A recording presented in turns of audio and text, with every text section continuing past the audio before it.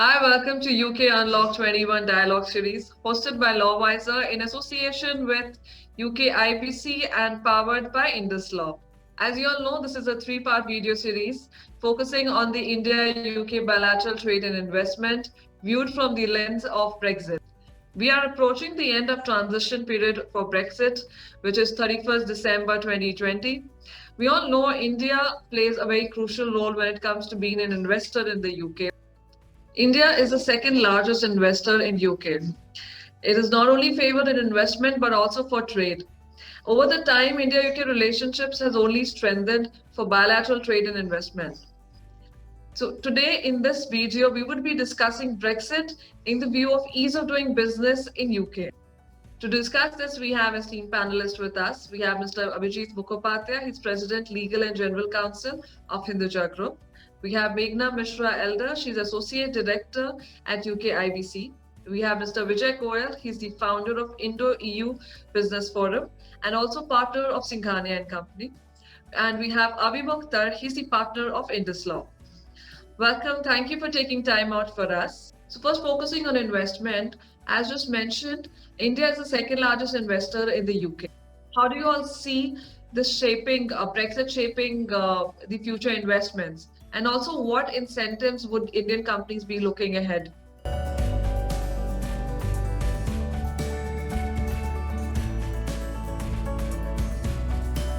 Let's just start with the most consistent ask, which is better immigration regulation. And the new point-based immigration system, which was launched earlier this month, is definitely a step in the right direction. More clarity on the EU-UK trade deal, which will impact India's trade with the rest of EU. So, fingers crossed, PM Johnson is in Brussels, so there'll be hopefully something good coming out of that. Next would be minimize bureaucracy. So, consistent and clear regulatory structure, which is not too different from the existing one. I would say standards alignment and moving more towards international standards will benefit both countries. Digital trade is very important to both countries. So better data flow regimes. Better incentives, whether it's, lowering taxes or, lower corporation taxes, changes to the existing apprenticeship levy into something more like skills and training levy. I would say, opportunities for Indian businesses to use the UK to leverage its trade agreements with the likes of Japan, Canada, and in the future, possibly Mexico, Turkey, and even US. And finally, creating hubs. As an example, UK has significant design capability and infrastructure. So, creating hubs to design in the UK, make in India, and then sell to the rest of the world, in my view, would be some of the obvious asks. And we are not clear at this stage as our Prime Minister Boris Johnson is in EU trying to sort out the Brexit. And no deal Brexit would see the UK leave free trade zone, do away with the EU regulation, and eradicate the need to accept the free movement of people. This would provide the opportunity to negotiate. And India is the second largest investor in UK, as the UK is one of the largest investor in India from G20 countries. And Indian companies, as Meghna said, can certainly take advantage on immigration side. That is the matter to negotiate between UK and India. They can have maybe a little bit a softer term or a little bit better term, because India sends a lot of highly skilled people to UK. That could be the advantage. Apart from that, I don't think so UK government will have separate corporation tax levy or corporation tax for Indian company. But there could be many areas where both can cooperate. Particularly, India is a kind of a startup hub for the whole world. And there are so many startups coming up in India. They can certainly, UK government can create some kind of favorite system for Indian startup to start in UK, give them some kind of incentive, and so that will help to movement of people, talented people who will come under innovator visa or startup visa, and then they can also grow their business in UK. And from UK, as Meghna said, it could be a hub for startup and then move to the rest of the world, which will help the economy in UK and around the world. Earlier, I was a chairman for London Chamber and Commerce Asian Business Association, At that time, we were negotiating with UK and India on reducing the airport duty for Indian companies, or there was some deal, and then we were successful in organizing that. So London is a hub. There are roughly, total export of 153 billion in 2017, and 36 billion were good and 117 billion were services. So certainly India can play a major role on service part, and there could be multiple avenues to take this forward. And Brexit is an opportunity for Indians to reset the legal term for the trade with UK and EU at multilateral level through free trade agreement. And Brexit will likely compel London to seek more robust trade relations with New Delhi. Britain and India will have been so far unable to reach a free trade agreement, and I hope that will be done very soon. Yeah, this is, I think, quite timely. And as Mr. Goel mentioned, we still don't know what's going on. The news is abuzz about Mr. Johnson being in Europe and discussing the final modalities of this Brexit. I think Indian companies, the biggest concern that they would have is anybody going into Europe in the past, they would be very serious about the UK because the UK shares the same language as India. We have a shared historical background and we have very strong synergies between India and UK. So for market access into the European Union, it was always a very sensible idea to advise that you go into UK, you look at, and UK had a very good regional scheme in areas like North England, like in Wales, where they would aggressively promote manufacturing investment. Now, the difficulty for Indian boards is to now evaluate why, when you are saying that the strategy is to have European Union market access, why are you going to an island which is in the North Atlantic, right?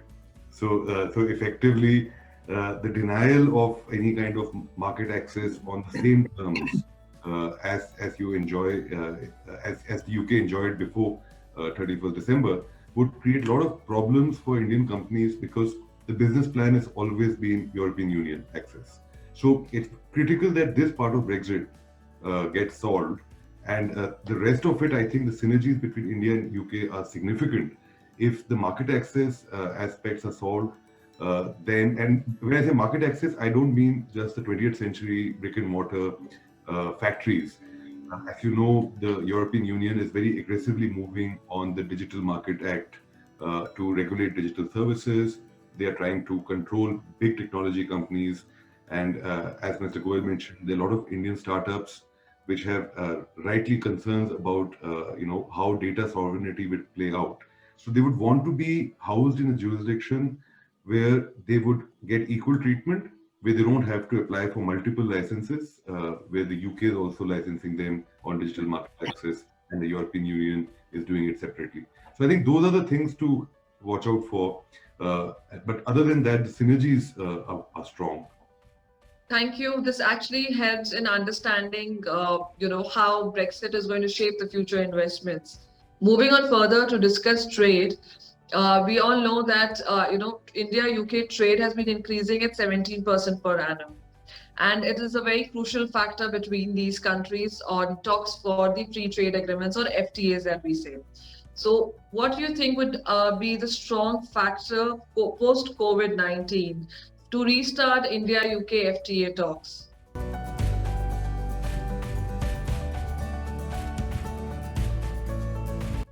Very interesting discussions. I was hearing all the learned panelists. Before I go into your question, I will try to put things into perspective. If you see that there are around 870 Indian companies operating in the UK, their total annual turnover in the UK is 48 billion pound. There is a direct employment of 110 plus thousand people in the UK. India is the second largest investor in the UK. We pay around 467 million pound as corporation tax. There are more than 15,000 students who come to the UK every year. Now, why I'm telling this? When you put all these things into perspective, you will find that the trade between India and UK is no more than 20 billion pound every year, which is really not that significant at all. And I keep repeating this every year when we discuss this at the CII level, at the executive committee level, where Vijay is here. Vijay is also a member of that. And we keep repeating this all the time. And on behalf of CII, whenever we are meeting the ministers or the parliamentary committee and all that, we keep repeating the same thing. Somehow or rather, whatever I have just now told you is not really getting reflected in the outcome of the trade between the two countries. We keep talking about great synergy. Avimukh was telling that, which is very correct. Same language, same law to some extent, but then ultimately it is not getting reflected in the final outcome. We have got very good relations at the people-to-people level, political level. And if you ask me what are the reasons, main reason I find that there is not much synergy at the political level. I mean, don't get me wrong. It is not that any country is hostile to the other. Definitely there is a very good relationship, but then it is not getting reflected because now India's policy is East Look, which they are following for the last couple of years. So we are developing very good trade relationships, even with the smaller countries like Nepal, Vietnam, Cambodia, Laos, and whatnot. So the policy of the country is now completely different than it was maybe 10 years back or 15 years back. Okay.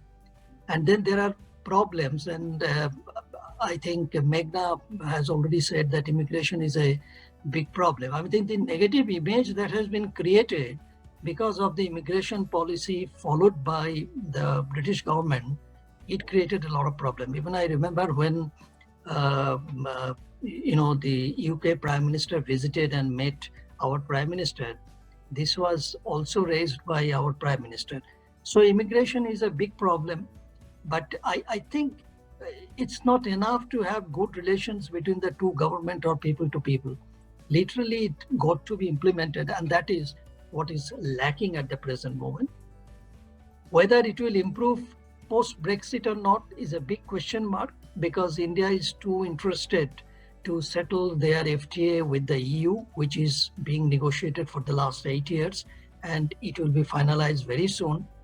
And then as we speak, the Prime Minister Johnson, he is struggling in Brussels discussing, and he is going to stay up to Sunday, and we do not know what kind of deal will come out. So it's a pretty gray and pretty hazy for the time being. One of the things sitting here in New Delhi, one of the things I've noticed is that, and Mr. Mukhopadhyay went back 10, 15, 20 years. In the past, in the previous government, there was a huge pressure on India to open up financial services, to open up the insurance sector, indeed our own sector, which is the legal services sector. The UK trade minister used to come and they used to put a lot of pressure on the Indian government, to the extent that the government came out with multiple green papers. But what we noticed is that two things happened. One is it became easier with the advance of technology for a lot of services to be provided digitally. So the pressure which was being put by financial services firms, by indeed law firms, started to diminish. And in banking and insurance, thanks to Lehman Brothers collapse in 2008, and then subsequently perhaps an underperformance of the existing British investments in the insurance sector in India. You would have seen that there have been several exits from the joint ventures, although of course it did not help that the Indian government always had the sectoral caps on FDI, which was always a constraint. But even there was a feeling that the Indian incumbents, such as Life Insurance Corporation, were significant competitors, right? And whatever was the business plan of the British financial services companies, it did not materialize the way they had envisaged it. So I think one of the important things in any FTA is ultimately the give and take, right? What are the benefits that the UK will get in India, and because of the sluggish performance of the Indian economy, even pre-COVID, one of the big questions is like I was seeing some data that we're going to have a robust year next year, but even at that, we've lost this year, and we are starting from a very weak year in 2019. And as a developing economy, that means that we're actually not going to grow much in the 4-year window. So I think one of the challenges is that Britain has a lot of services to offer in terms of investment into India, but perhaps those companies are not sure about India as a market at this point. So that might play out in the trade and investment talks. I think, I would start from saying, COVID has definitely shown that global cooperation is a necessity to tackle some of the world's biggest issues. And unfortunately, within COVID, we've seen both. We've seen a little bit of, boundaries going up, so more sort of nationalistic approach. But we've also learned that cooperation and collaboration is definitely important. Some of the examples: India supplying paracetamol to the UK and many other countries, AstraZeneca, Oxford vaccine manufacturing in India, and of course other companies manufacturing some of their vaccines here as well, have been some of the great success stories of collaboration. Now, both countries, we're looking at sort of UK and India, both countries, like many others, have struggled with the pandemic. But on the back of that, I think, they've also formed some excellent partnerships. And I think moving forward, it's about, looking at each other's strengths and taking this relationship to the next level. We've already heard about the enhanced trade partnership, which was announced by the two ministers in July 2020 as a pathway to a potential FTA. Both governments could use this momentum, which has been building, and move full speed ahead. I think the next big opportunity I see would be COP26. Now, India and UK are both leaders in green energy, and with COP26 taking place in the UK next year, I think this is a greater opportunity for the two superpowers to work closer together to tackle, the climate change agenda, which will open up new markets and, bring new opportunities and also support restart the economy. So post Brexit, how do you see, what initiatives UK would be taking to make itself more favorable investment and trading partner for India, and what other initiatives would be there, especially to replace China as a favorable trading partner?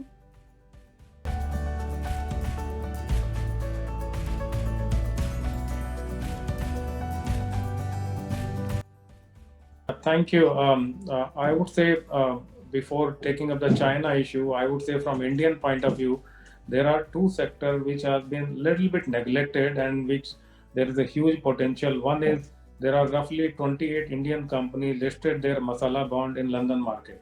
London is a kind of financial hub for the whole world. Roughly we have raised $2 billion, but there is a huge potential. There could be hundreds of Indian companies take advantage of that. I think something is missing somewhere, and London can be used for Indian companies to raise a lot of capital and cheap capital. The second issue is in the renewable sector, as Meghna raised a point of solar. So again, London is a place where you can raise the green bond for renewable sector. Again, India is going ahead, maybe going to be number one in the world in the green energy. So certainly, again, coming back on the financial services, raising fund through London market could be the big in 2021 if we can properly capitalize that green bond and the masala bond. These are the two sectors. But there is an issue which comes sometime into the picture, that let's say the rate of interest in UK is 2% or 3%, but if you do the hedging, generally sometimes hedging is important, then hedging cost itself comes 4, 5, 6%. So that is a hindrance. So both government need to find out a solution for the hedging so that the cost of capital doesn't increase high. So this is pointer to increase more business between UK and India. Issue of China, I think India certainly has advantage compared to China in UK. Recently, if you ask average British people about China. They are little bit skeptical, yet they are not too sure about China. And recently what has been happening in Hong Kong, and again that is of great concern to people in UK. But India doesn't want to be trade off on the like kind of reducing China's importance and increasing. It will happen automatically because India is one of the largest democracy in the world, English speaking, very innovative, very there are roughly 10 member of Parliament of Indian origin in UK. There are roughly 30 House of Lords of Indian origin in UK. There are 1.5 million Indian in UK. So that plays an important role compared to Chinese. China, in terms of technology, in terms of hub for value chain, in terms of supply chain, and our Minister Piyush Goyal has already said India is open to engage with the UK for a preferential trade agreement and ultimate goal of free trade agreement, which we are hoping to get it soon. That's quite an interesting question, Sania. The way I look at it, I'm a part of a global business group. We do $18 billion as turnover, 150,000 people working in more than 60, 70 countries. We have got 11 business verticals. So as a business group, which is global, if you ask me what is our plan, so far as UK is concerned, I think I will say that we are a bit undecided. Say, for example, before FTA between the two countries, we are looking and we are watching what kind of deal that comes out of the discussions at Brussels. And the way things are happening, we really do not know whether there will be any deal which will be favorable to the Indian businesses. We don't know. It is absolutely a gray area. Nobody knows. So this is something, unless there is clarity, I don't think that as a business house, businesses will be interested. And I'm talking about the Indian businesses. They will be interested to invest in this country. Second point is that as far as the FTA is concerned, as I said, that India's priority, to be very honest with you and bluntly speaking, is not the United Kingdom, but with the EU. And simultaneously, India is finalizing many other bilateral kind of trade deals in different countries around the world. So then definitely, unfortunately, I don't think that India at the political level is looking at finalizing an FTA very soon.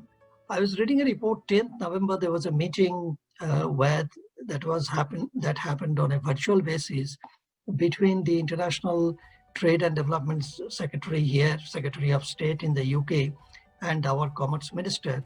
And where I was reading the statement that more or less the same thing that we are discussing for the last so many years were discussed. But then in terms of ground reality, it is not really getting translated into actual kind of implementation. Avimukh talked about the difficulties in India. Every country has got the difficulty, because when I look at the legal sector, when I talk to the Bar Council, they say, first you guys open up in the UK, allow us to do whatever we want to do, then we will allow you people to come and work here. So again, I mean, it is a, in Indian parlance, to my kind of scenario, but at the end of the day, nothing is happening. I'm not giving a bleak picture. Two great countries, lots of synergies, but I'm waiting for the day when 20 billion turnover, or rather yearly trade will get into 100 billion. Look at India's relationship with China. I mean, before all these app banning and problem and Doklam, etc. came in, I think we were a perfect example to the world. While there could be skirmishes in the border, but it can be business as usual. So therefore, it is possible to really go ahead and increase the trade and commerce between the two countries, but some actual implementation on the ground is needed. And one thing that may go a little bit against the United Kingdom, now the world is looking into India as the alternative to China. Today morning I was hearing Bloomberg, where it was discussed that there are many suppliers in the supply chain management category, where they are planning to move to third parties. Of course, they did not clearly say that they are moving to India, but then there is a possibility that they will be moving to India. So there is a great possibility, and there will be more clarity when the Brexit deal is over. And then I think Indian companies will be very sure what they are likely to do, and the government also will be very sure what they are likely to do. And then things should improve. So any closing remarks, starting with you, Abhijit, on this whole Brexit deal and how it's going to be affecting the businesses in UK, Indian businesses looking to invest in UK. Some concluding remark here. I will go back to what I said at the beginning, that at the political level, I think more emphasis has to be given by both the countries, as well as more by the United Kingdom. Because unless and until the political level relationship strengthens, it is very difficult to get into the trade level. So therefore, this is something that one need to look into. And I still remember when, I think in 2018, the then Prime Minister Theresa May, she visited Delhi, and at the meeting with the Indian Prime Minister, when the Indian Prime Minister raised the issue of immigration, she unfortunately raised the issue that there are illegal immigrants who are living in the Britain. So they have to be taken, and the discussion ended there. So still we are suffering out of that. But I'm really very optimistic, because I know that Boris Johnson will be the special Republic Day chief guest.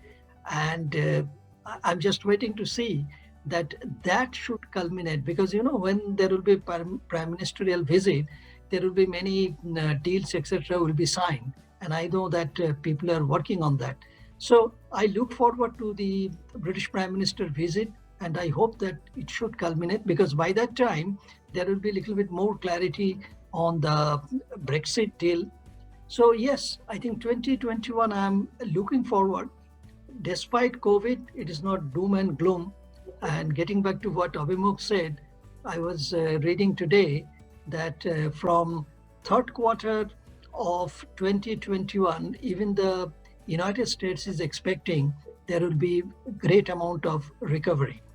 And what is very surprising, today's report says that despite all this COVID, despite the fact that UK economy has shrunk by 8%, still this month, there is a 0.4% growth in the UK economy. So it is not all doom and gloom.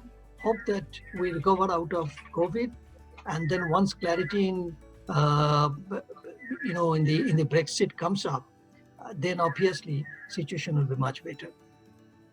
Yeah, thank you. I'm a bit optimistic. I think once this Brexit issue is sorted out, we will be very clear in next 2-3 weeks where we are going. Then Indian company would start making more investment in UK, and UK government will also plan to have better free trade agreement with India. And some of the sector, as I highlighted ago, was financial services, renewable energy, startup, even education and healthcare, these and defense. And these will be the sectors certainly will be highlighted. And there could be another idea. I am part of a startup kind of fund in UK. There could be scenario where in UK we create a big fund and to invest in Indian startups in India, or maybe bring those Indian startup to UK and make them a hub, kind of nurture here and then target the whole world. That could be that scenario. There could be scenario where we create a distress fund in UK, and that distress fund starts investing in companies in India. And ultimately, that will be a lot of value creation for UK investor within India, so they can invest throughout the industry, in the steel industry, in multiple industries. Indian businesses generally are very optimistic about the UK-India relationship. The two prime ministers get on really well and are committed to take this relationship to the next level, I feel. I mentioned the announcement of the Enhanced Trade Partnership, which obviously shows the commitment from both governments. Both countries have lots to offer, but I think they need to work together on removing some of the non-trade barriers, which sometimes have even bigger impact than trade tariffs. Some of the issues have been discussed during this session, but changes have been happening. So like I mentioned, the UK's introduction of the point-based immigration system, it's a step in the right direction. On the other hand, India too has jumped massively on the ease of doing business rankings. So things are moving in the right direction, but of course there is work to be done. But in one sentence, what I would say is it's exciting times ahead. I think what I heard a lot was the political will, and Mr. Mukhopadhyay put that very well, that there is a significant look east policy that India has had for a couple of decades now. But Boris Johnson being invited for the Republic Day, when I saw that in the newspaper, I thought it's because you have the vaccine out in the UK. So maybe, he's the only person who might be vaccinated by then. But in all seriousness, I think it's a big signal from the Indian government. They do see that, in a sense, UK is a free actor. Now, of course, there might be some concern within the British government that it should not be that they are a weaker actor. In fact, that was the whole rationale of remaining, I remember in 2016, that UK will be significantly weakened when it deals with other sovereign nations because it does not have the protection of the European Union. But of course, now those are moot points. This is the reality. The UK will deal as an independent actor, and India relishes the prospect of engaging directly with the UK on somewhat better footing than they used to before 1972, right? So the equation post-Brexit will be that India will have, strong leverage along with, something to offer the British Prime Minister in terms of dealing. And I think both countries should take that with both hands. Meghna's comment about the Oxford vaccine is also relevant. There's already a lot of government-to-government interaction in back channels. India faces a huge challenge of getting this vaccine out. Right now, we are just talking about, the regulations or the regulatory approvals. But for a country like India with a vast geography and an even larger population, it will be a huge challenge, and there will be a lot of dependency on the British government to implement these things because they're already ahead of the curve. So I think hopefully 2021 should be a very interesting year for UK-India relationship, and I thank you all for having me here and for organizing this session. Very timely. The pleasure is all ours, and thank you everyone for taking time out for this, and so very well summing up this entire thing, how the approaching Brexit is going to impact Indian businesses into UK, and sharing the challenges that are there and the opportunities that they can actually see ahead. So thank you, and as Meghna summed up, we actually have some exciting times ahead. Finally, 2020 is getting to an end, and we can look forward to something more positive in 21 with vaccine and everything coming ahead. So thank you all.